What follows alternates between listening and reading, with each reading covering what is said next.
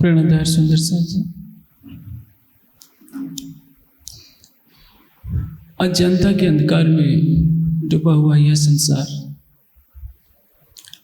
यह नहीं जानता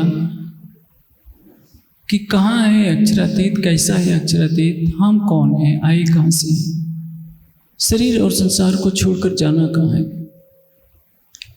ऐसी विचित्रता है कि जो इस संसार की मान्यताओं के विपरीत आचरण करता है वह संसार में पतित कहलाता है। जहाँ सभी शराब पी रहे हों और वहाँ एक व्यक्ति कहते कि मैं शराब नहीं पीता, तो सारे मिलकर क्या कहते हैं, ये तो बहुत पिछड़े क्लास का आदमी है, हमारे जैसा नहीं है।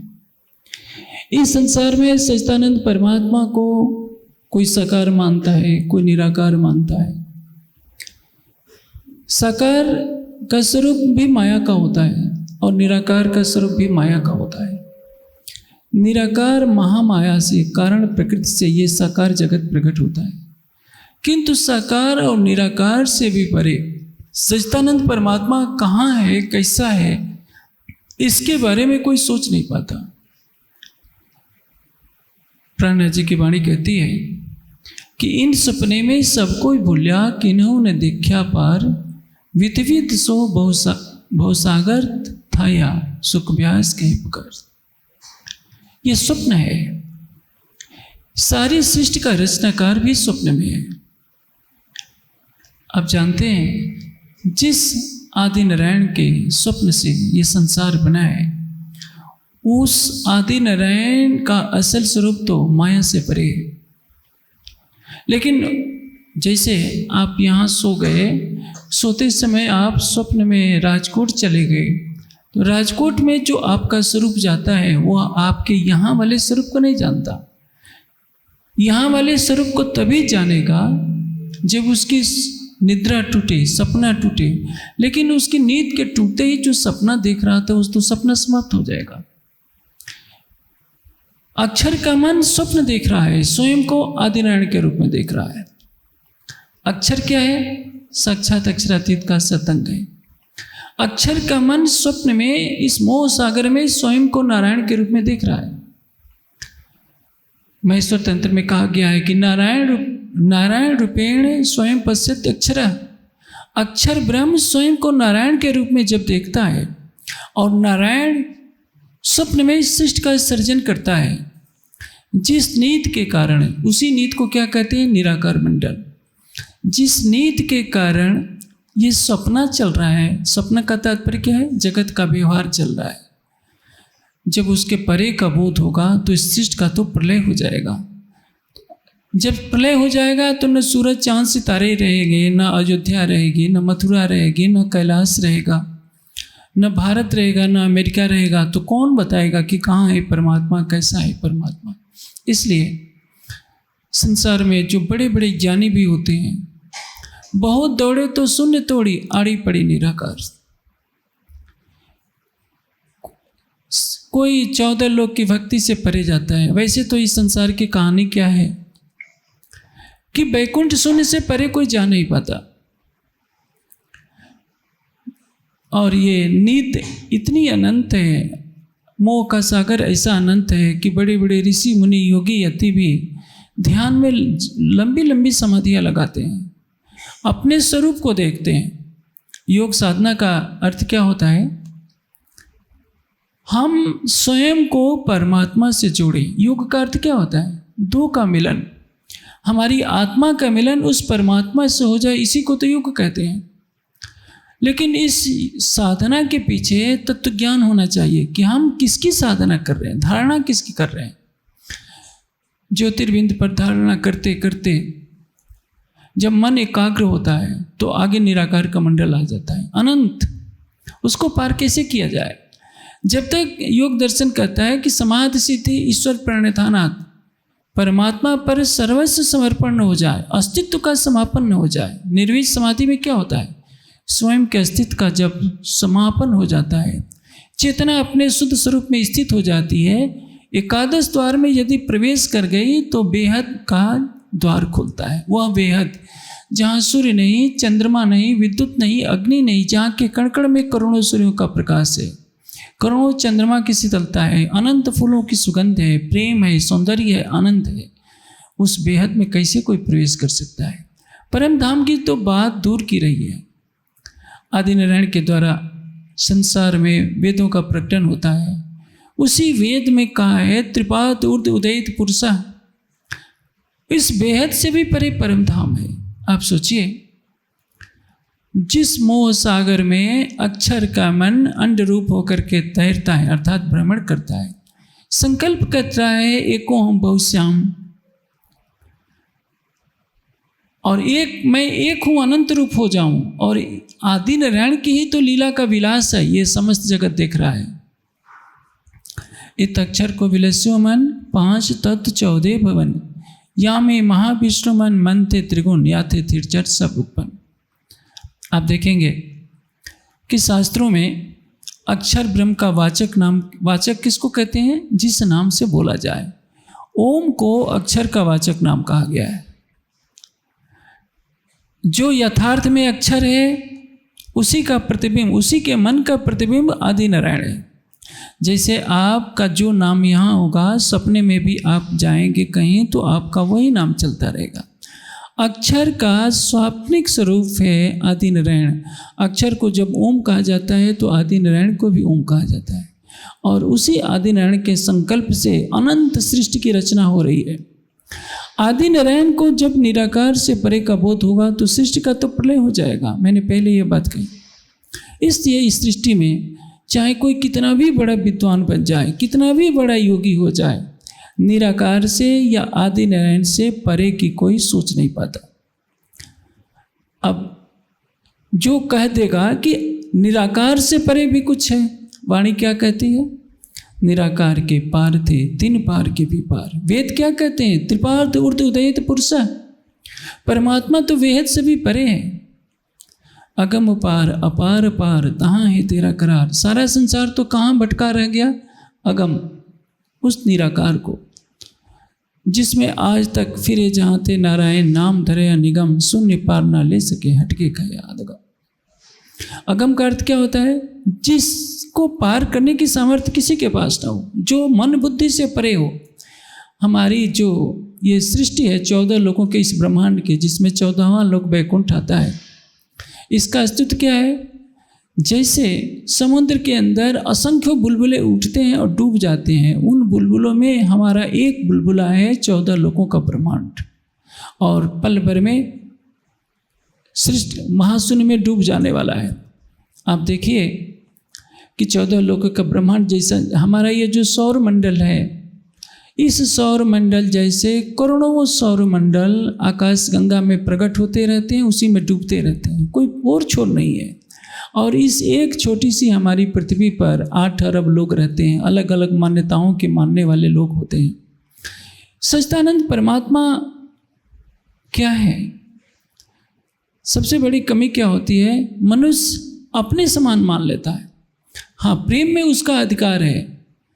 प्रेम में तो सर्वशक्तिमान परमात्मा को जब अपना प्रेमास्पद बना दिया जाता है तो उस आनंद से जुड़ जाने के बाद हम स्वयं की वैसे ही भावना करने लगते हैं। जैसे गंगा में गंदा नाला मिल जाए तो गंदा नाला नहीं रह जाता, वो गंगा कहलाने लगता है। और गंगा जब सागर में मिल जाती है तो अनंत सागर बन जाती है, वो नदी का रूप छोड़ देती है। वैसे ही यदि कोई व्यक्ति अपने शरीर से परे हो जाए, मन चित्त बुद्धि अहंकार से परे हो जाए, जीव भाव से परे हो जाए, सर्वशक्तिमान सच्चिदानंद परमात्मा को अपना सर्वस्व मान ले तो उसके समान हो जाता है, कि उसकी शोभा उसी जैसी हो जाती है।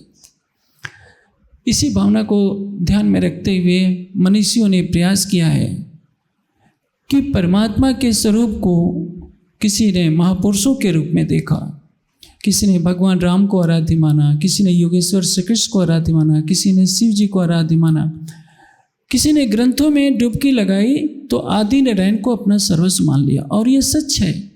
इस सृष्टि का संचालक कौन है? आदि नारायण, जो जिसके रोम रोम में 14 लोकों के ब्रह्मांड जैसे असंख्य 14 लोक भ्रमण करते हैं। असंख्य ब्रह्मा विष्णु शिव जिसके संकल्प मात्र से उत्पन्न होते हैं। लेकिन ये सोचिए, इस स्वप्न के ब्रह्मांड से परे कौन है? अगम, निराकार, उसके परे कौन है? अगम पार अपार पार। निराकार के परे क्या है? बेहद। बेहद के परे क्या है? वो परम धाम, जिसमें अक्षर और अक्षरातीत की अभिन्न लीला होती है। इसलिए इस संसार में जिसने भी अपने को कहा है कि मैं निराकार के पार का ज्ञान रखता हूँ, निराकार के परे की जिसने भी बात करने का प्रयास किया, सारे संसार ने उसको क्या कह दिया कि तुम तो पतित हो, तुम तो हमारी राह में चलने वाले नहीं हो। संसार तो उसी का मार्ग का अनुसरण करेगा जो उसके बड़े लोगों ने बताया है। बड़े लोगों का तात्पर्य क्या है? जो पहले से चलते आए। आप देखिए, हिंदू समाज में एक बहुत बड़ी भ्रांति है। जो परंपरा से चला आ रहा है उसके विपरीत यदि कोई चलने का साहस करेगा तो क्या होगा? सारा समाज उसको बहिष्कृत कर देगा। लोग डरते हैं। जैसे एक प्राचीन तो नहीं कहूँगा, मध्यकाल की एक विकृति है जिसमें कहा गया है कि 33 करोड़ देवता होते हैं। 33 करोड़ देवता तो होते ही नहीं, 33 देवता होते हैं। वास्तविक देवता कौन है? माता देवता है, पिता देवता है, अतिथि देवता है, आचार्य देवता है। मातृदेव भव, पितृदेव भव, अतिथि देव भव, आचार्य देव। इसकी तो अवहेलना करती जाती है और 33 देवताओं की कल्पना कर ली जाती है, 33 करोड़ देवताओं की। लोग डरते हैं। परमात्मा की भक्ति ज्ञान पूर्वक होती है, भय से नहीं होती। लोग मंदिर में क्यों जाते हैं? वो सोचते हैं कि यदि मैं नहीं जाऊंगा तो परमात्मा की कोप दृष्टि का शिकार बनना पड़ेगा, परमात्मा मेरा नाश कर देगा। परमात्मा किसी का नाश करने वाला नहीं है।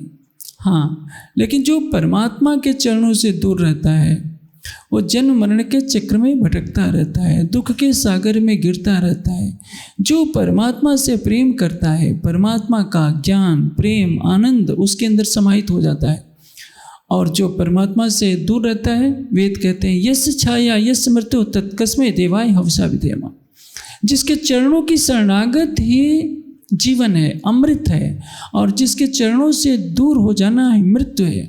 इसलिए हर व्यक्ति को परमात्मा की आराधना करनी चाहिए, प्रेम करना चाहिए, उसकी भक्ति करना चाहिए। ये तो वेद का सिद्धांत है। लेकिन एक सामान्य मनुष्य वो सोचता है कि कहीं से लाभ कहाँ से हो जाए। जैसे हिंदू समाज को डरा दिया गया है कि देखो, यदि तुम किसी भी कार्य में नवग्रहों की पूजा नहीं करोगे तो तुम्हारा नाश हो जाएगा, राहु केतु तुम्हारा अनिष्ट कर डालेंगे। लोग पेपर पढ़ते हैं तो सबसे पहले क्या देखते हैं? आज ज्योतिष क्या बता रहा है, राहु केतु क्या कह रहे हैं। राहु केतु से डरते हैं, बुरे कर्मों से नहीं डरते। ये राहु केतु बेचारे क्या करेंगे? ये तो कुछ नहीं है। दो राशियां दो बिंदुओं पर मिलती हुई प्रतीत होती हैं, इसलिए एक को राहु कहते हैं, एक को केतु कहते हैं। ये ग्रह भी नहीं, नक्षत्र भी नहीं, लेकिन भय समाया है, ज्योतिषियों ने डाल दिया है कि राहु केतु तुम्हारा नाश कर देंगे। वैसे ही तरह तरह के देवी और देवताओं की कल्पना होती है। 8 वसु होते हैं। वसु किसको कहते हैं? 5 तत्व, सूर्य, चंद्रमा और नक्षत्र, ये 8 वसु होते हैं। 12 आदित्य, वर्ष के 12 महीने, ये सबकी आयु को हर लेते हैं। 12, 8, 20, 11 रुद्र, 10 प्राण और 11वां मन। जब जीव शरीर से बाहर निकलता है तो संगी संबंधी रोने लगते हैं, इसलिए इनको क्या कहते हैं? रुद्र। 31 हुआ, 32वां हुआ प्रजापति। प्रजापति क्या है? यज्ञ को प्रजापति कहते हैं। जैसे आप कथा का श्रवण कर रहे हैं तो आप यज्ञ कर रहे हैं। आप कुछ भी शुभ कार्य कीजिए वह यज्ञ है। 33वां देवता कौन है? इंद्र। इंद्र का जो ऐश्वर्य का कारण है, अर्थात विद्युत। जैसे अभी बिजली चली जाएगी तो मेरी आवाज़ आप तक नहीं पहुंच पाएगी। बिजली चली जाएगी, बिजली नहीं रहेगी तो आपके उद्योग धंधे बंद हो जाएंगे, संसार में अर्थ की उत्पत्ति नहीं हो पाएगी। ये 33 जड़ देवता हैं। ये कभी नहीं कहते कि हमारी भक्ति करो। देवता कौन है? जो कुछ देता है। हवा न हो तो क्या होगा? आप जी नहीं पाएंगे। जल न हो तो आप जी नहीं पाएंगे। सूर्य का प्रकाश न हो तो आप जी नहीं पाएंगे। अग्नि तत्व न हो तो आप जी नहीं पाएंगे। इसलिए अग्नि, सूर्य, वायु, जल, इन सबको देवता माना गया है। ये जड़ देवता है। इनका निर्माता कौन है? केवल एक अद्वितीय परमात्मा। इसलिए हमारे वेद, उपनिषद, दर्शन क्या कहते हैं? केवल एक परमात्मा ही उपास्य है, और वह कौन है? उत्तम पुरुष त्वन्या परमात्मा इत्युदाहृतः।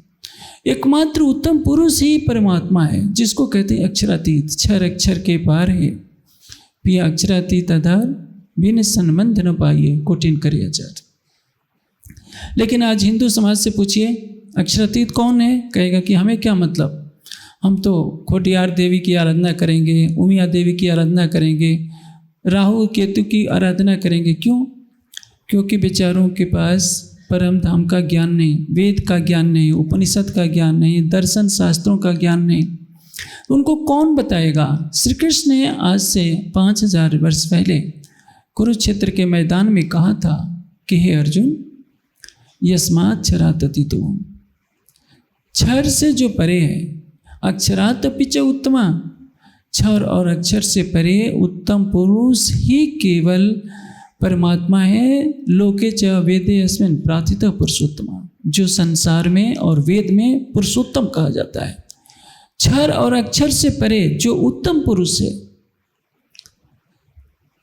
उसी परमात्मा को सबकी उपासना करनी चाहिए। लेकिन हिंदू समाज कहता है कि हम कृष्ण की मूर्ति की पूजा करेंगे, कृष्ण की बात नहीं मानेंगे।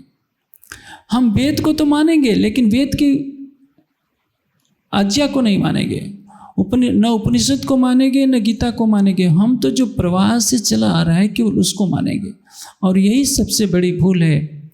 मानव जीवन का सर्वोपरि लक्ष्य क्या है?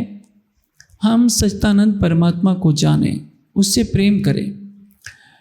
आप देखिए, पशु पक्षी भी अच्छा खाते पीते हैं, पशु योनि में केवल भोग है।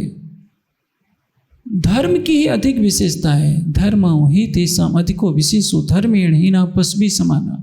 जो धर्म है उसका पालन करना ही सर्वोपरि लक्ष्य होता है। मानव धर्म क्या है? सबसे बड़ा किसके लिए मानव तन मिला है? सच्चिदानंद परमात्मा को जानने के लिए, सच्चिदानंद परमात्मा से प्रेम करने के लिए, सच्चिदानंद परमात्मा को देखने के लिए, और इस भवसागर से पार होने के लिए मानव तन मिला है। किंतु यदि कोई इस परमात्मा की तरफ कोई चलता है, क्षर की भक्ति छोड़कर, क्षर में क्या है? पेड़ काली किन देखी नहीं, सब रहे छाया में उर्जाए, गम छाया के भी न पड़ी तो पेड़ पार क्यों लखाए। ये सारा संसार क्षर है। काली पेड़ क्या है? पेड़ काली किन देखी नहीं, निराकार महामाया जो है, इसी को पेड़ की उपमा दी गई है। काली पेड़ काली किन देखी नहीं, ये काली रात्रि के समान जो माया है वो जगत का कारण है। गम सभी इसकी छाया, महत्व और अहंकार से जो सृष्टि बनी है उसी में फंसे रह गए। कोई बैकुंठ को सब कुछ मान रहा है, कोई स्वर्ग को सब कुछ मान रहा है। और तो और देखिए,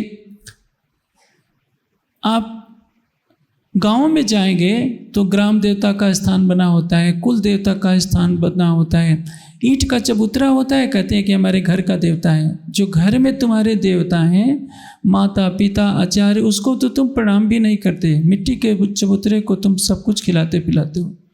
ये क्या है?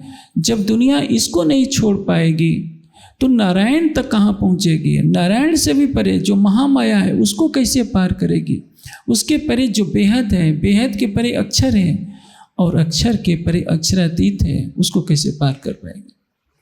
सूर जैसे पतित कहावे, और की सेवा आप शोभा आप लेवे, वो अंधा राग गरीब साथ जो सो क्यारे पतिति लेवे। सूरदास जी बहुत बड़े भक्त हुए हैं भगवान श्री कृष्ण के। उन्होंने बाल लीला का वर्णन किया है, और भक्ति भाव में इतने बेसुध हो गए, उन्होंने क्या कहा है कि मैं पतित हूँ। पतित कैसे कोई कहता है अपने को कि मैं सबसे अलग हूँ? प्राणनाथ जी की वाणी कहती है कि वो अंधा राग गरीब साध जो सो क्यारे पतिति लेवे। बेचारा जिसके पास तारतम्य ज्ञान का प्रकाश नहीं है, तारतम्य ज्ञान से रहित होने पर सूरदास ये नहीं जान सके कि हम किससे प्रेम करें। इसलिए उनके अंदर भक्ति की कोई कमी नहीं, लेकिन लक्ष्य अधूरा रह गया। संसार में यही तो है, अपनी आंखों पर पट्टी बांधकर आप कितने भी पत्थर मारिए, कोई निश्चिंता नहीं है कि कोई फल गिरेगा। इसलिए ज्ञान सत्य को दर्शाता है, और सत्य को जाने बिना उससे प्रेम कैसे किया जाए? यदि आपको पता ही नहीं है कि सच्चिदानंद परमात्मा कौन है, कहाँ है, कैसा है, तो उसके प्रति की गई सारी भक्ति निरर्थक हो जाती है। जैसे आप ईंट का चबूतरा बना लीजिए और कहिए कि यही परमात्मा है, उसको 56 भोग लगाया कीजिए, रात दिन उसकी परिक्रमा कीजिए, रोया कीजिए, तो ईंट थोड़े बोल पाएगी कि परमात्मा मैं हूँ, देखो तुम्हें क्या चाहिए, तुमको भवसागर से पार करता हूँ। आपको तो जानना पड़ेगा कि हमारी आत्मा के हृदय में जो परमात्मा रहता है, यह आत्मन तिष्ठत तंत्रो यम आत्मा न वेद, जो आत्मा के अंदर अंतर्यामी रूप से परमात्मा रहता है, वो परमात्मा कहाँ है, कैसा है। सूरदास जी के जीवन की एक घटना मैं बताता हूँ। एक बार सूरदास अंधे तो थे, मार्ग भटक गए थे, किसी कीचड़ वाले मार्ग में पड़ गए थे। उनके आराध्य भगवान कृष्ण एक सुंदर बालक का रूप पकड़कर उनको बाहर निकालते हैं। सूरदास जी को आभास हो गया कि मेरे आराध्य ही आए हैं। उन्होंने जोर से पकड़ लिया। श्री कृष्ण कहते हैं कि देखो बाबा जी, इस रास्ते से चले जाओ। तो श्री कृष्ण छुटकारा चाहते हैं। सूरदास कहते हैं कि नहीं, मुझे और ले चलो, क्योंकि उनकी बाह को छोड़ना नहीं चाहते। श्री कृष्ण जबरन हाथ छुड़ाकर अदृश्य हो जाते हैं। सूरदास कहते हैं, बाह छुड़ाए जात हो दुर्बल जान के मोह, हृदय से जब जाओगे तब जानो मैं तो। बलात् हस्तम उत्क्षिप्या या तो अस्किम अद्भुतम, हृदयात यदि निर्यासी पौरुषम गणयामते। आपकी ताकत को मैं तब जानूंगा जो मेरे दिल से निकल जाओ। ये कौन बोल रहा है? सूरदास। जिसके पास इतनी भक्ति का बल हो वही तो कहेगा कि मैं संसार से अलग हूँ। संसार किसमें लिप्त है? पंच इंद्रियों के विषयों में। पांचों विषयों का सेवन मनुष्य को आक्रांत किए हुए है। बड़ा से बड़ा विद्वान, बड़ा से बड़ा महात्मा भी इन पांचों विषयों के बंधन से निकल नहीं पाता है। तो आप सोचिए, जब सूरदास संसार की इस अवस्था को देखते हैं तो कहते हैं कि भाई मैं तो पतित ही हूँ, मुझे इन संसार से कोई लेना देना नहीं। प्राणनाथ जी की वाणी क्या कह रही है? सूरदास को निराकार से परे का जो ज्ञान था वह उनके पास नहीं था। पतित कौन कहलाएगा? सच्चा पतित कौन होगा? जो साकार और निराकार से परे होकर, क्षर और अक्षर से परे होकर उस उत्तम पुरुष अक्षरातीत को जानेगा। संसार वाले उसको क्या कहेंगे? ये तो हमारी राह से अलग रहा है। जैसे आप संसार में तरह तरह के पंथ हैं, तरह तरह के अभिवादन की प्रक्रिया है। आप किसी को कहिए कि प्रणाम, तो क्या कहेगा? ये कहाँ से प्रणाम आ गया? हमारे मत में तो ये प्रणाम चलता नहीं। कोई जय सिया राम बोलेगा, कोई कुछ बोलेगा, कोई कुछ बोलेगा। कहने का इससे क्या है? आप संसार की राह से अलग रास्ता अपनाएंगे तो संसार वाले आपको पतित कहलाएंगे। संसार साकार और निराकार में फंसा हुआ है। इससे वाणी कहती है, या जग में क्यारे पति थी, कोई न पहुंचा पार, बहुत दौड़े तो सुन तोड़ी, आड़ी पड़ी निराकार। यही संसार की कहानी है। त्रिपाद ऊर्ध्वदैत पुरुषा को दुनिया क्या जानेगी? दुनिया तो सहस्त्र शीर्षा पुरुषा सहस्त्र अक्षर से को भी नहीं जानती। घर के गांव गांव में देखिए, आप हिंदू समाज की दुर्दशा देख रहे हैं।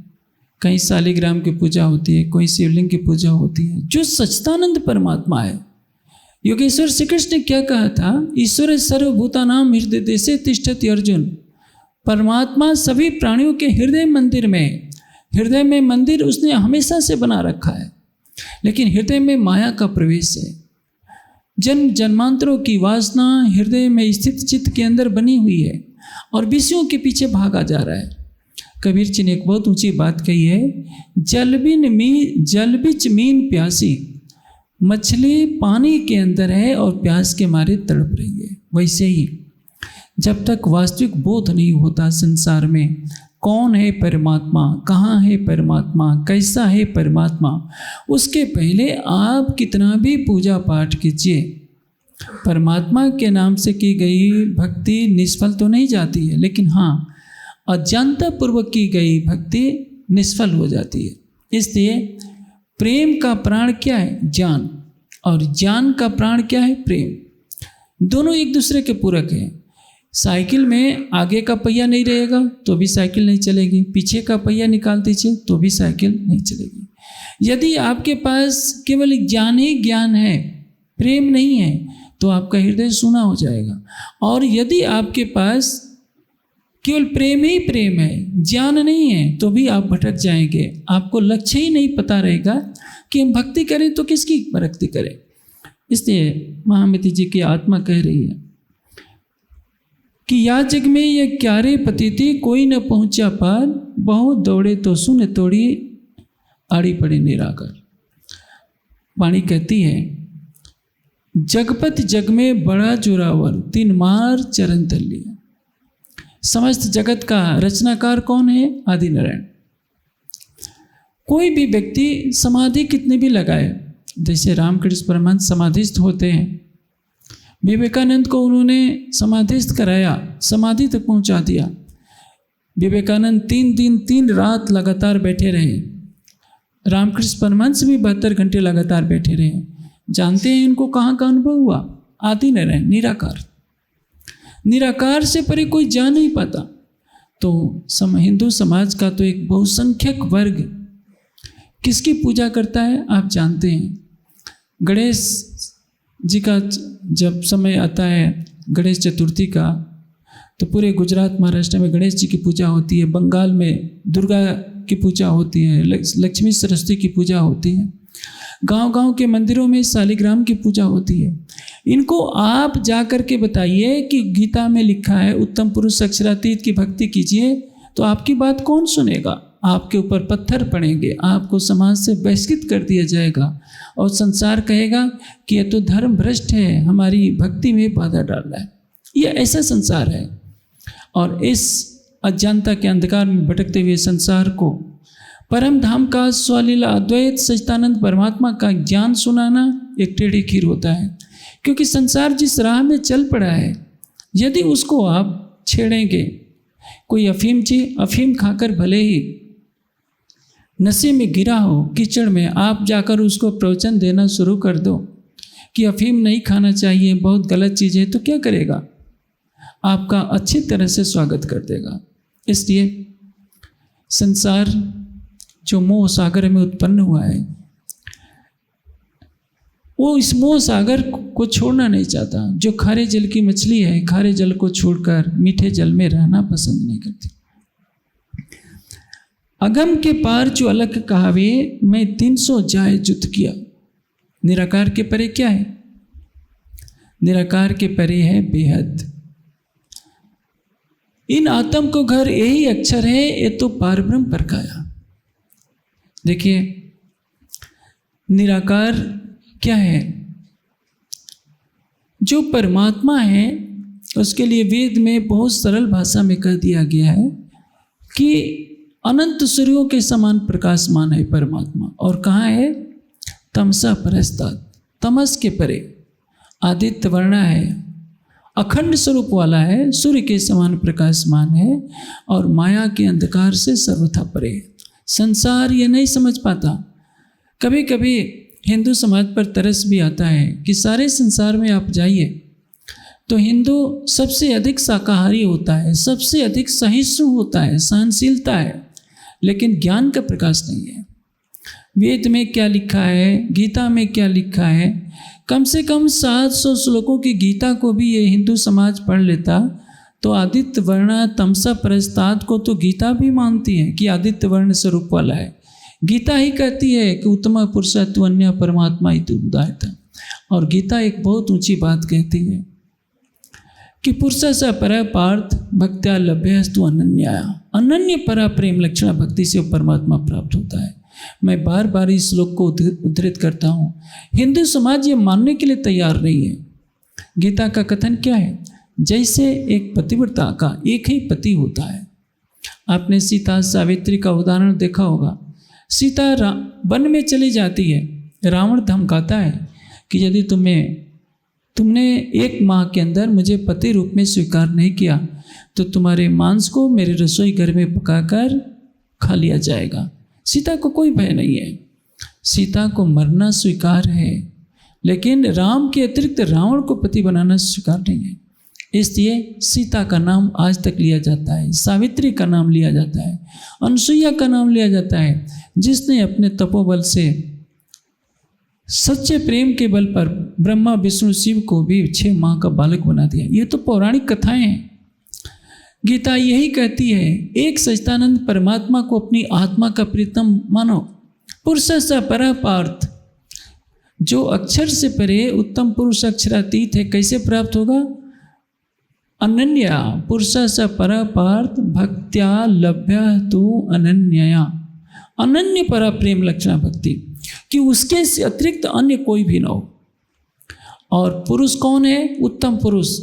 इसलिए यदि कोई व्यक्ति गीता को मानता है, योगेश्वर श्री कृष्ण को अपना मार्गदर्शक मानता है, तो उसको यह जानना होगा कि केवल उत्तम पुरुष अक्षरातीत जो क्षर अक्षर से परे है, केवल उसी की भक्ति करनी चाहिए। क्षर पुरुष कौन है? जो इस मोह सागर में प्रतिबिंबित होता है। अक्षर पुरुष कौन है? कुटस्थो अक्षर उच्यते, जो कुटस्थ है वो अक्षर है। और अक्षर के परे, जिसके लिए उपनिषदों में क्या कहा गया है? अक्षरात् परतः परा, अक्षर से परे जो उत्तम पुरुष है केवल वही उपास्य है। लेकिन आज इस कसौटी पर कितने हिंदू खरे उतरेंगे? मैं समझता हूँ 10-20% भी हिंदू खरे उतर जाए तो बहुत बड़ी बात है, लेकिन ऐसा नहीं है। 20% क्या 10% भी हिंदू मुझे नहीं लगता कि उत्तम पुरुष अक्षरातीत की भक्ति करते होंगे। सारे देश में अज्ञानता का अंधकार फैला हुआ है। जिस हिंदू समाज में वेद का डिंडिम घोष से कथन होता है कि केवल परमात्मा एक है, एकम एव अद्वितीयम, एक है, उसके समान कोई दूसरा नहीं। और गीता कहती है कि केवल जो एकम एव अद्वितीयम है वही उत्तम पुरुष अक्षरातीत है, केवल उसकी भक्ति करो। जब बड़े बड़े आचार्य मंडलेश्वर तक इस आज्ञा का उल्लंघन करते हैं, वेदों की आज्ञा का उल्लंघन करते हैं, एक परमात्मा को छोड़कर अन्य की भक्ति कराते हैं, तो इससे बड़ा शोक और कुछ नहीं होता। इसलिए पहले तो इस संसार में स्थिति यह है कि ब्रह्मज्ञान सुनने को नहीं मिलता, सुनने को मिल जाए तो सुनने वाले नहीं मिलते। और जो परमात्मा का ज्ञान श्रवण करते हैं उसको आचरण में हजारों में कोई एक लाता है, और हजारों में जो आचरण में लाने वाले हैं कोई कोई उस परम तत्व तक पहुंचता है। लेकिन श्री प्राणनाथ जी ने अपनी अपार कृपा से जो तारतम वाणी का हमें प्रकाश दिया है, उस तारतम वाणी के प्रकाश में सबको सरलता से विदित हो जाता है कि सच्चिदानंद परमात्मा कौन है, कहाँ है, कैसा है। उत्तम पुरुष बिन और को देवी देव न ध्याय। मैंने आपको बताया कि देवता कौन है?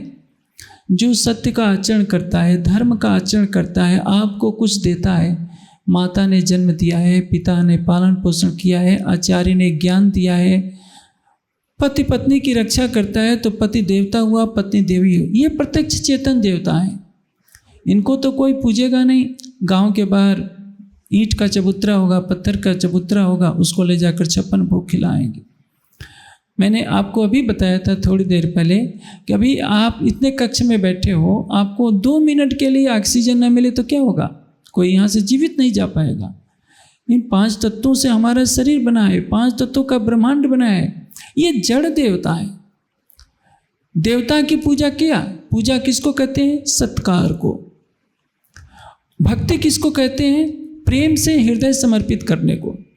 हम मर्यादा पुरुषोत्तम राम के गुणों का सम्मान करें, जो उन्होंने मार्ग दिखाया है उस पद चिन्ह उनके पद चिन्हों पर चलें। मर्यादा पुरुषोत्तम राम को देखिए, जब कहा जाता है कि शाम को कि तुम्हें सिंहासन मिलेगा, राम खुशियाँ नहीं मनाते हैं, सामान्य बने हुए हैं। सवेरे कहा जाता है कि नहीं, सूरज उगने से पहले आपको वन में चले जाना है, और वो भी नंगे पांव सन्यासी के वेश में। 1-2 दिन के लिए नहीं, 14 वर्षों के लिए। राम के चेहरे पर कोई सिकन नहीं है। हम उनके पद चिन्हों पर तो चलें। यही राम की पूजा है, भगवान शिव की पूजा है कि जिस तरह से सारे संसार से संबंध तोड़कर वो दिन रात परमात्मा के ध्यान में है। यदि उनके पद चिन्हों पर हिंदू समाज चलता है, उन्हीं की तरह परमात्मा का ध्यान करता है, तो वो शंकर जी का पुजारी है, उनके गुणों की पूजा कर रहा है। लेकिन आज चित्र पूजा है, चरित्र पूजा नहीं। जब तक चरित्र की पूजा नहीं होगी, श्रेष्ठ आचरण की पूजा नहीं होगी, अध्यात्म का मार्ग प्रशस्त नहीं होता है। अब मैंने आपको गीता का, उपनिषद का, दर्शन शास्त्रों का थोड़ा थोड़ा अंश बताया है कि परमात्मा कौन है, जो क्षर अक्षर से परे उत्तम पुरुष अक्षरातीत है, और जो उस पर चलने का प्रयास करता है, सारा संसार उसको क्या कहने लगता है कि ये तो पतित है। जैसे देखिए, निराकार में क्या है, चारों तरफ अंधकार ही अंधकार है। परमात्मा क्या है, तेजसाम ज्योति, ज्योतिषाम ज्योति, ज्योतियों का ज्योति है। हिरण्ये परे कोशे विरचम ब्रह्म निष्कलम तत् शुभ्रम ज्योतिषाम ज्योति यत आत्मविदो विदो, वो ज्योतियों का भी ज्योति है। सूर्य चंद्रमा में जो ज्योति है वो तो जड़ जगत की ज्योति है। इन सबका आधार कौन है, जो सच्चिदानंद परमात्मा है, वो सबका आधार है। इसलिए परमात्मा को बिंदु स्वरूप नहीं मानना चाहिए, वो तो ज्योतियों का ज्योति है। बिंदु तो एक आधार लिया जाता है मन को एकाग्र करने के लिए। परमात्मा क्या है, अनंत प्रकाशमान है, अनंत सौंदर्य है, अनंत आनंद है और एकत्व का सागर है। इसलिए हमारे ऋषि मुनियों ने क्या कल्पना की है, अस्तो मां सद्गमय, हे परमात्मा इस झूठे जगत से हमें सत्य की तरफ ले चल।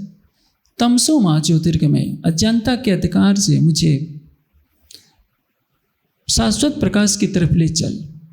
मृत्योर माम अमृतम गमय, मृत्यु से अमृत की तरफ ले चल। ये संसार क्या है, जन्म मरण का चक्र है। आप देखिए, कभी आप बालक होते हैं, कभी आप युवा दिखते हैं, कभी बूढ़े हो जाते हैं और कुछ समय के बाद दुनिया से चले जाते हैं। आप पत्थरों का महल बनाते हैं, कुछ समय के बाद वो महल गिर जाता है। ये सूरज, ये चांद, सितारे सभी काल के गाल में समा जाने वाले हैं, कुछ भी नश्वर नहीं है। परमात्मा क्या है, काल से परे है, जन्म मरण से परे है, सुख दुख से परे है और माया के इस संसार से परे है। जो परमात्मा को ऐसा जानता है और उसके अनन्य प्रेम लक्षणा भक्ति से ध्यान करता है कि हमारे हृदय में उस सर्वशक्तिमान सकल गुण निधान सच्चिदानंद परमात्मा के अतिरिक्त और कोई नहीं है, तभी जीव का कल्याण होता है। याज्ञवल्क्य ने कहा था कि जो शरीर छूटने से पहले उस सच्चिदानंद परमात्मा से मिलन कर लेता है, उसी का जीवन धन्य है। और जो बिना परमात्मा को पाए इस शरीर का त्याग कर देता है, उसका जीवन निरर्थक हो जाता है। इस संसार में न जाने कितने बड़े बड़े महापुरुष हो गए, बड़े बड़े राजा हो गए। सिकंदर भी सोचता था कि मैं सारी दुनिया को जीत लूँगा, लेकिन मरने के समय क्या ले गया, वो तो अपनी माता के दर्शन भी नहीं कर पाया। बीच रास्ते में ही शरीर जब छोड़ता है, अपने वैद्यों से, चिकित्सकों से रो रो करके प्रार्थना करता है कि तुम जितना धन मांगो मैं देने के लिए तैयार हूँ, लेकिन कुछ दिन के लिए मेरी उम्र बढ़ा दो ताकि मैं अपनी माँ के दर्शन कर सकूँ। वैद्यों ने हाथ खड़े कर दिए, कहा कि बादशाह आप सारी दुनिया का भी धन दे देंगे तो हमारी शक्ति से बाहर है कि आपकी उम्र में एक दिन भी बढ़ा सके। सिकंदर रो पड़ता है कि मैं इस संसार के राज्य का क्या करूँगा, इसको पाने के लिए मैंने लाखों लोगों की हत्या कराई है, मैं ये हीरे मोती लेकर क्या करूँगा, मैं सबको छोड़कर जा रहा हूँ।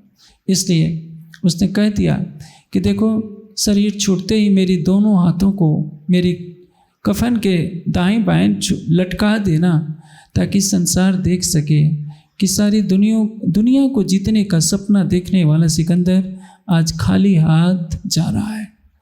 लेकिन ये तो इतिहास की कहानी बन गई, शिक्षा कौन लेता है।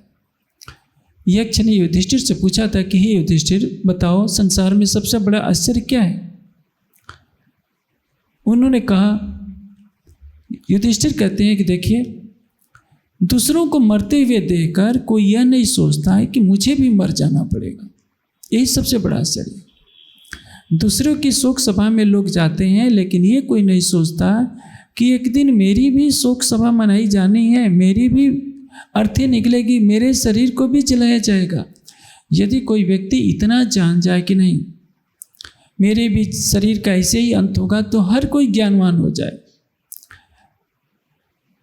वृद्धावस्था को देखकर युवक वर्ग हंसी उड़ाता है, लेकिन ये नहीं सोचता कि एक दिन तू भी बूढ़ा हो जाएगा। इसलिए विवेकवान कौन कहलाता है? जो शिक्षा ले सके, जन्म और मृत्यु के चक्र को देखकर, सुख और दुख, रात्रि और दिन के चक्र को देखकर, जो इस भवसागर से पार करने के लिए एक सच्चिदानंद परमात्मा की शरण लेते हैं और संसार की परवाह नहीं करते हैं। संसार क्या कहेगा इसकी चिंता किए बिना जो एक सच्चिदानंद परमात्मा से प्रेम करते हैं, वो सच्चिदानंद परमात्मा जो न साकार है न निराकार है, न क्षर पुरुष है। क्षर पुरुष कौन है आप जानते हैं?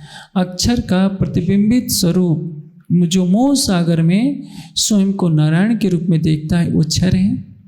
और उसी से असंख्य ब्रह्मांडों की रचना होती है। उसके परे क्या है? अविनाशी अक्षर। अक्षर से परे कौन है? अक्षरातीत। इसलिए उपनिषदों में क्या कहा गया है? अप्राणो अमनो शुभ्रो ही अक्षरात् परतः परः। ये शब्द उपनिषदों में, गीता में, हर जगह आए हैं। मैंने अभी आपको कहा, लेकिन हिंदू समाज ज्ञान की उपासना आजकल नहीं कर रहा है। कम से कम 2500 वर्षों से ऐसा रोग लग गया है कि जगह जगह देखिए, मंदिर तो बहुत मिलेंगे लेकिन ज्ञान के मंदिर नहीं मिलेंगे। कोई बताने वाला नहीं है कि तुम कौन हो, आए कहाँ से हो। शरीर और संसार को छोड़ने के पश्चात तुम्हें जाना कहाँ है। साकार भी प्रकृति का कार्य रूप है, निराकार प्रकृति का कारण रूप है। इस साकार और निराकार के बंधन से परे स्वलीला अद्वैत जो सच्चिदानंद परमात्मा है, जिसको उपनिषदों में, वेदों में अक्षरात् परतः परः कहा गया, वो कहाँ है, कैसा है? जो संसार की परवाह किए बिना अक्षरातीत के तरफ कदम बढ़ा देता है, उसको संसार क्या कहेगा? पतित। इसलिए श्री जी की वाणी में ऐसा कहा है कि सूर जैसे पतित कहावे और की शोभा आप लेवे, वो अंधा राग गरीब साथ जो क्यारे पतिति लेवे। सूरदास ने स्वयं को पतित करने का प्रयास किया, लेकिन यह शोभा किसकी है? परम धाम की ब्रह्म सृष्टियों की। ब्रह्म सृष्टि की परिभाषा क्या है? उत्तम पुरुष बिन और को देवी देव न ध्याय। एक अक्षरातीत की भक्ति करे, और उसकी भक्ति की विशेषता क्या है? अनन्य परा प्रेम लक्षण भक्ति। नवधा से नारा कहो 14 भवन में ना, सो प्रेम कहाँ से पाइए जो बसत गोपियन माए। नवधा भक्ति क्या है? श्रवणम कीर्तनम अर्चनम पाद सेवनम बंदनम दास्यम सख्यम आत्मनिवेदनम, ये सारे लक्षण है नवधा भक्ति। संसार तो इसी में फंसा हुआ है। अभी आप देखिए, होली का त्यौहार आने वाला है। द्वारकाधीश मंदिर में लाखों की भीड़ इकट्ठी हो जाएगी। एक परंपरा है, लोग गाएंगे बजाएंगे, कुछ मंत्र का जप करेंगे, कोई पूजा पाठ कर लेंगे, लेकिन इससे परमात्मा की प्राप्ति तो नहीं होगी। अभी चैत का मास आ जाएगा, उसमें देवी की भक्ति वाले सक्रिय हो जाएंगे। गुजरात में लाखों लोग काली माता के दर्शन करने के लिए जो पहाड़ है उस पर जाएंगे।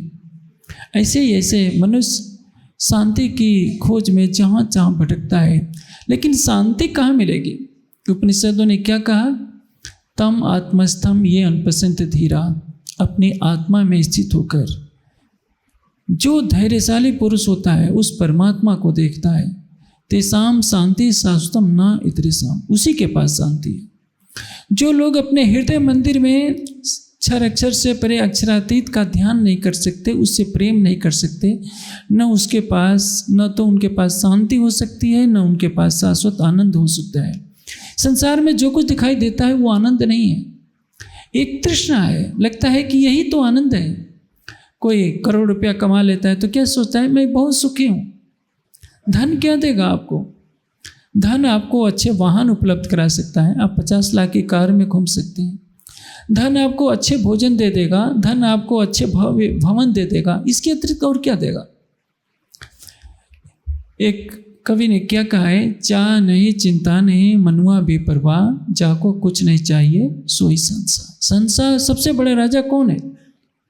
जिसकी कोई तृष्णा ना हो, कोई चाहना ना हो। हाँ, उसका भी एक परिवार होता है। उसका परिवार क्या है?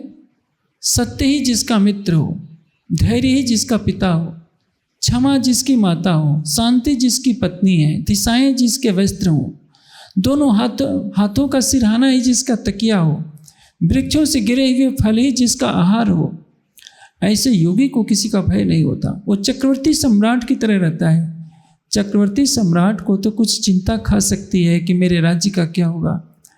जिसने संसार का त्याग करके सम्राटों के सम्राट उस सच्चिदानंद परमात्मा के प्रेम में जो विचरण करता है, उससे अधिक भाग्यशाली इस पृथ्वी पर कोई नहीं होता है। लेकिन संसार उस भाग्यशाली की सुगंध नहीं पा पाता। संसार तो वही करेगा जो आंखों से दिखाई देता है। जो आंखों से दिखाई देता है वो तो नश्वर पदार्थ होता है। हमारे सामने शब्द स्पर्श रूप रसगंध के विषय होते हैं, उन्हीं के पीछे ही तो मनुष्य समान रूप से भागता रहता है। जैसे हमारे बीच में कोई अरबपति व्यक्ति आ जाए तो क्या होगा? उसका बहुत अधिक सम्मान किया जाएगा, क्योंकि क्या दिख रहेगा? ये अरबोपति है। लेकिन जो उनका अरबों का धन है वो तो नश्वर धन है। मैं अभी सिकंदर की एक कहानी सुना रहा था। सिकंदर ने भारत पर आक्रमण किया। उसकी सेना रौंदते हुए भारत को आगे बढ़ रही थी। एक महात्मा मार्ग में बैठा हुआ था। सिकंदर का एक सैनिक आता है, कहता है कि देखो सम्राट सिकंदर आ रहे हैं, आप उठ करके उनका अभिवादन करो। वो महात्मा कुछ नहीं बोलता है। उसी समय दूसरा सैनिक आ जाता है, वो भी कहता है कि महात्मा तुमने सुना नहीं, अभी सिकंदर विश्व विजेता हैं, वो आ रहे हैं, उठ करके उनका स्वागत करो। महात्मा ने तब भी कुछ उत्तर नहीं दिया। थोड़ी देर में सिकंदर स्वयं आ जाता है। वो देखता है कि ये महात्मा तो मेरी तरफ हाथ भी नहीं जोड़ रहा है, मेरी उपेक्षा कर रहा है। सिकंदर को बहुत गुस्सा आता है। कहता है कि महात्मा तुझे दिखाई नहीं पड़ता कि मैं विश्व विजेता सिकंदर आ रहा हूँ, तुम उठकर अभिवादन मेरा क्यों नहीं करते? तुम मेरे वो महात्मा हंसते हुए कहता है कि सिकंदर तू विश्व विजेता क्या है? तू तो मेरे गुलामों का गुलाम है, तू मेरे दासों का दास है, मेरे तेरा सम्मान क्यों करूं? सिकंदर की आंखें लाल हो जाती है। कहता है कि तुम मुझे दासों का दास किस आधार पर कह रहे हो? कहता है कि देखो सिकंदर, तुमने धन के लोभ में निरीह जनता का वध कराया है, लाखों लोगों की हत्या तुमने कराई है। तुम काम वासना के अधीन हो, क्रोध के अधीन हो, लोभ के, मोह के, अहंकार के वशीभूत हो। जिन विकारों के तुम अधीन हो, मैंने उनको लात मारकर अपने अधीन कर लिया है। तो काम, क्रोध, मद, लोभ, अहंकार तो मेरे दास हुए पड़े हैं, और मेरे इन दासों के तुम दास हो, तो बताओ मैं तुम्हारा स्वागत क्यों करूं? सिकंदर को अपनी भूल का एहसास हो गया कि सचमुच ये महात्मा सच कह रहा है। सिर नीचा करके चला गया। लेकिन आप सोचिए, संसार में जो धनवान होगा, प्रतिष्ठावान होगा, उसकी इज्जत होती है, लेकिन वह क्षणिक होता है। सच्चा मानव क्या है? सच्चा सौभाग्यशाली कौन है? जिसके हृदय में ब्रह्म ज्ञान का प्रकाश होता है, जिसके हृदय में सच्चिदानंद परमात्मा के प्रेम की निर्मल धारा बहती है, वही इस सृष्टि का सबसे मूल्यवान प्राणी होता है। सब उसके शरीर से स्पर्श करती हुई हवा भी जहाँ चली जाती है, वहाँ भी एक दिव्यता फैल जाती है।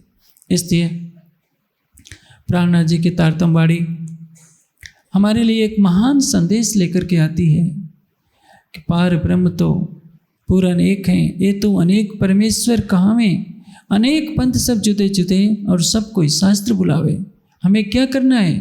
पतिव्रता पढ़े से भी है। एक अक्षरातीत का ज्ञान आवश्यक है। वह कहाँ है, कैसा है, हम उसको पाने के लिए क्या करें? मंत्र का जप करें, पूजा पाठ करें, या क्या करें? ध्यान साधना करें। ध्यान करें तो कैसे करें? यह जिसने जान लिया उसने जीवन की एक बहुत बड़ी बाजी को जीत लिया। और जो उस पद चिन्हों पर, उसके मार्ग पर चल पड़ा है, वह संसार की दृष्टि में पतित तो कहलाएगा, क्योंकि वह उनकी तरह शालिग्राम पर जल नहीं चढ़ाएगा। अभी इसी गुजरात में तो सोमनाथ का मंदिर है, मैं भी वहाँ गया, जा कर के देखा। वहाँ कोई ज्ञान की वर्षा नहीं हो रही है, वहाँ कोई बताने वाला नहीं है कि परमात्मा कौन है। हजारों की भीड़ प्रतिदिन जाती है, कोई कुछ चढ़ाता है, कोई कुछ चढ़ाता है तो शिवलिंग है। जो कल्याणकारी परमात्मा है सबके हृदय मंदिर में बसता है, उस कल्याणकारी परमात्मा को हिंदू जनता ग्रहण नहीं करना चाहती। वो पत्थर के शालिग्राम में, पत्थर के शिवलिंग में परमात्मा को तो देखती है, अपने हृदय मंदिर में परमात्मा को नहीं देखती। जो गीता में आज से हजारों वर्ष पहले लिख दिया, जो उपनिषदों में लिख दिया कि यह आत्मन तिष्ठति अंतरो यम आत्मा न वेद यस्य आत्मा शरीरम, जो आत्मा के अंदर अंतर्यामी रूप से है लेकिन आत्मा को उसका बोध नहीं है। इसलिए सबसे पहले यदि उस परमात्मा को पाना है तो हमें ज्ञान की तरफ कदम बढ़ाना पड़ेगा, या जानना पड़ेगा कि सच्चिदानंद परमात्मा कौन है, कहाँ है, कैसा है। यदि आप उसकी तरफ चलने का प्रयास करते हैं तो संसार आपको पतित कहने लगता है कि ये तो हमारी मंडली का नहीं है, क्योंकि हम तो जिसकी भक्ति करते थे ये कुछ अलग करना चाहता है। इसलिए महामती जी ने सबको पुकार करके कहा, मैं तो बिगड़िया विश्व थी बिछड़िया, बाबा मेरे ठीक आओ मत कोई। आप देखिए तिरुपति मंदिर में जाइए तो कई कोस की लाइन लगानी पड़ती है। दर्शन कितने देर का होता है, 1 मिनट से ज़्यादा भगवान दर्शन भी नहीं देंगे।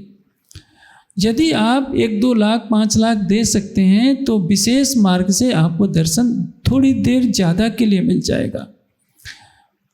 भर्तृहरि ने कहा है कि रे मन, तो उन महाराजों से मिलने के लिए क्यों तरसता है जिनसे मिलने के लिए जाने पर द्वारपाल कहते हैं कि अभी महाराज शयन कर रहे हैं।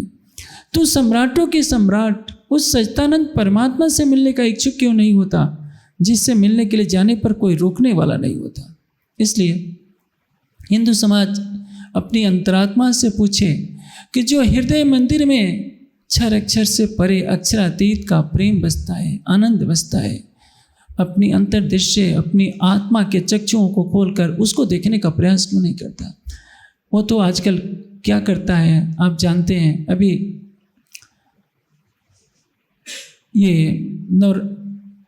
होली का त्यौहार बीतेगा, चैत का महीना आएगा, देखिए क्या होता है। काली माता की भक्ति के नाम पर क्या होगा, न जाने कितने लाखों जानवरों को बलि दे दिया जाएगा। ये क्वार का महीना आएगा, दुर्गा माता की पूजा के नाम पर क्या क्या कुछ नहीं होता है।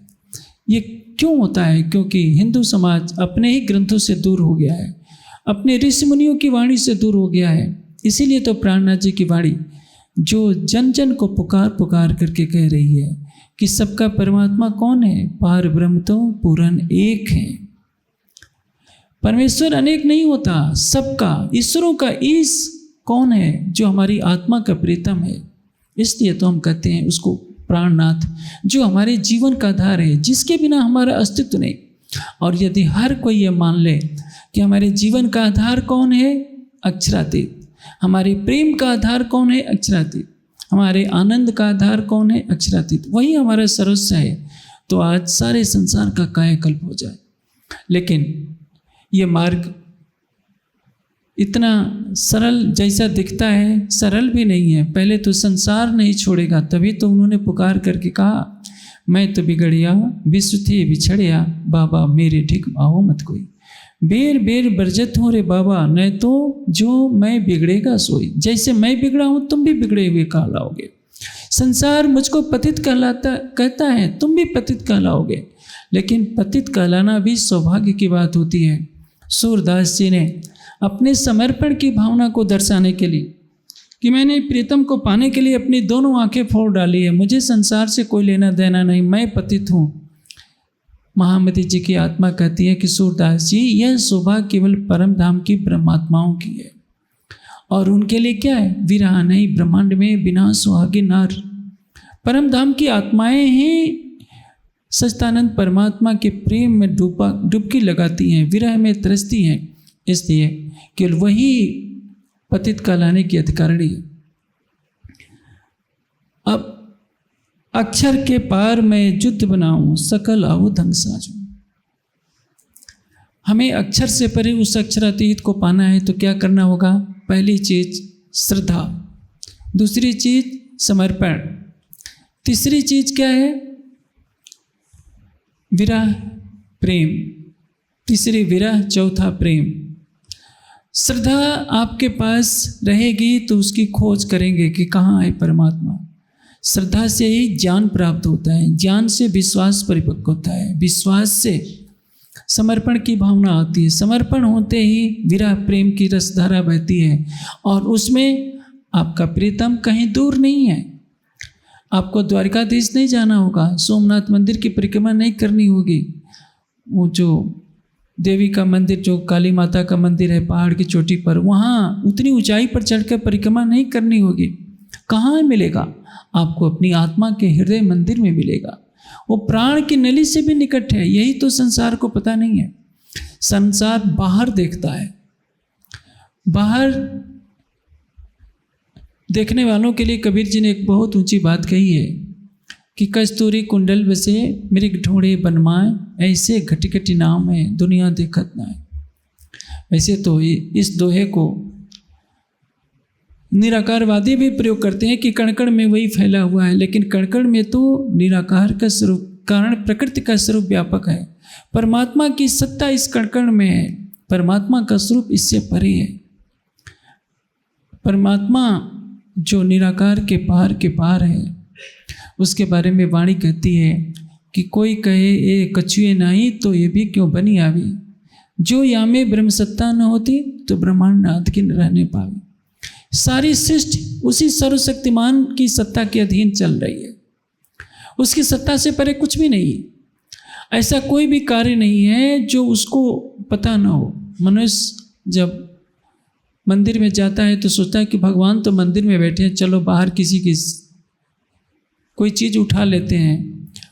भगवान तो मंदिर में बैठे रहते हैं, उनके दरवाजे के बाहर जूतों की चोरी हो रही होती है। कहीं जहाँ चढ़ावा चढ़ रहा होता है वहाँ भी झगड़े हो रहे होते हैं। पुजारी लोग कहते हैं कि कम दिया और दो, और जो पंडे लोग होते हैं वो तो 10-10, 20-20 रुपये के लिए झगड़ा कर लेते हैं। आप बताइए, जो सबको बंधन से छुड़ाने आया है उसको देखने, उसके दर्शन के लिए हजारों लोग तरस रहे हैं, लेकिन भगवान के सामने ही झगड़ा हो रहा है। 10 रुपये के लिए पंडा लोग लड़ जाएंगे कि तुमने दिया नहीं। आप सोचिए, जो हृदय मंदिर में परमात्मा बसता है वो अनंत प्रेम का सागर है, अनंत ज्ञान का सागर है, अनंत शांति और एकत्व का सागर है। उसकी तरफ दृष्टि क्यों नहीं जानती? क्योंकि बाहर के दृश्यों ने सम्मोहित कर रखा है और इसी सम्मोहन में संसार का हर प्राणी फंसा हुआ है। हमारा यह सौभाग्य है कि हमें परम धाम का ज्ञान मिला है, तारतम वाणी का प्रकाश मिला है, अक्षरातीत के चरण कमल मिले हैं, और ये 28वें कलयुग जिसमें सच्चिदानंद अक्षरातीत, जिन्होंने ब्रजराज में परम धाम की आत्माओं के साथ लीला की थी, अपनी आत्माओं के साथ बता रहे हैं परम धाम का ज्ञान लेकर। और ऐसा समय कभी भी मिलने वाला नहीं है। इसलिए परम धाम के ज्ञान की इस अमृतमयी धारा को संसार में फैलाइए। संसार तो तरस रहा है। आप बेचारे उन पत्थरों पर सिर पटकने वालों से पूछिए, कब्रों पर सिर पटक कर मन्नत मांगने वालों से पूछिए। कहना नहीं चाहिए मैं पूछूं, अजमेर शरीफ पर जो चादर चढ़ाते हैं, पूछा जाए उसमें है क्या? वो तो सूफी फकीर थे, उन्होंने शरीर छोड़ दिया, तो क्या उनकी आत्मा उस कब्र के अंदर ही रहती है? सबसे अधिक हिंदू ही कब्रों पर सर को पटकते हैं। इन हिंदुओं से पूछा जाए, तुम्हारी गीता कहती है कि ईश्वर सर्वभूतानां हृदयेषु तिष्ठति अर्जुन, तुम्हारे हृदय मंदिर में परमात्मा मिलेगा। तुम अपनी गीता को नहीं मानते, तुम तो कब्र पर सिर पटक रहे हो, मन्नत मांग रहे हो। इस नादान समाज को कौन समझाएगा ज्ञान का प्रकाश? इसलिए बड़े बड़े मंदिरों को सजाने की आवश्यकता नहीं है, हृदय को सजाइए। जो अज्ञानता के अंधकार में संसार भटक रहा है उसको मार्ग दर्शाइए। एक अक्षरातीत उत्तम पुरुष की संसार भक्ति करे, कब्रों से ना मांगे, शालिग्राम से ना मांगे। मांगना हो तो अपने हृदय मंदिर में बैठे हुए परमात्मा से मांगे, और जो उसे प्रेम करेगा उसको तो मांगने की आवश्यकता ही नहीं पड़ेगी। क्योंकि जो परमात्मा की तरफ एक कदम चलता है, परमात्मा 1000 कदम चल करके आता है। कोई चलने का प्रयास करता है, वो दौड़ करके आता है और तो कहता है कि मैं तुम्हारे प्राण की नली से भी निकट हूँ, वाणी कहती है, अर्ज तुम्हारा मेरा दिल है, इत आए करो आराम। इसलिए वेद के संदेश को, उपनिषदों के संदेश को प्राणनाथ जी की वाणी के प्रकाश में सब तक पहुंचाना हमारा नैतिक उत्तरदायित्व है। सारा संसार एक अक्षरातीत से प्रेम करे, अपना सर्व समर्पण करे, और यदि हम संसार को अक्षरातीत के प्रति श्रद्धान्वित करते हैं तो सृष्टि में इससे बड़ा अच्छा कार्य कुछ भी नहीं होगा। मैं समस्त सुंदर साथ से आग्रह करता हूँ कि अब तक बहुत सो लिए, सोता है सो जागी हो, जागा बैठा हो, सोते सोते आप क्या करेंगे? सोई ने सूता सू करो जी, आ जहर जिमी माहे जी। आप सोते हैं तो आपको देखकर दूसरे भी सोने लगते हैं, इसलिए स्वयं जगिए, दूसरों को जगाइए। स्वयं अक्षरातीत से प्रेम कीजिए और दूसरों को विवश कीजिए कि वो भी अक्षरातीत से प्रेम करें। आप दीपावली के दिन खुद दीपक जलाते हैं, ज्ञान का दीपक जलाइए ताकि पृथ्वी पर कहीं भी अंधेरा न रह जाए। सर्वत्र परम धाम के ज्ञान का प्रकाश फैले, परम धाम की प्रेममयी सरिता प्रवाहित हो, जिसमें सारा संसार अवगाहन करके, स्नान करके अपने चरम लक्ष्य को प्राप्त कर सके। और संसार आपको पतित कहेगा, आप पर पत्थरों की वर्षा करेगा। आप इससे घबराइए नहीं, क्योंकि जिसके हृदय में अक्षरातीत के चरण कमल पड़ते हैं, संसार में कोई ऐसा पत्थर नहीं जो उसके सिर को फोड़ सके। इसलिए मौत उससे डरती है, वो मृत्यु से नहीं डरता।